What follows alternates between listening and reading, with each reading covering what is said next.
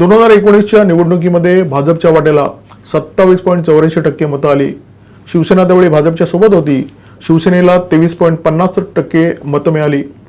या लोकसभा निवडणुकीमध्ये काँग्रेस आणि राष्ट्रवादी काँग्रेस एकत्र होत्या.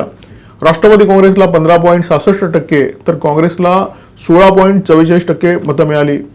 म्हणजे काँग्रेस आणि राष्ट्रवादी काँग्रेसची जर मतं आपण जोडली तर त्यांच्या मतांचा एकूण टक्का हा 32 होतो आणि फक्त भाजपला 28% मतं होती.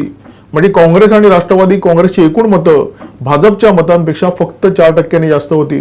2019ची लोकसभा निवडणूक सुद्धा मोदी केंद्रित होती. म्हणजे एकतर लोकांनी मोदींच्या बाजूनी मतदान केलं, मोदींसाठी मतदान केलं किंवा मोदींच्या विरोधात मतदान केलं. महाराष्ट्रापुरता विचार केला तर मोदींसाठी मतदान करणाऱ्या मतदारांची संख्या 50%पेक्षा जास्त होती. यंदा सुद्धा तोच पॅटर्न जर कायम राहिला, किंबहुना तोच पॅटर्न कायम राहण्याची शक्यता आहे, तर त्याचा फायदा निश्चितपणे महायुतीला मिळणार आहे.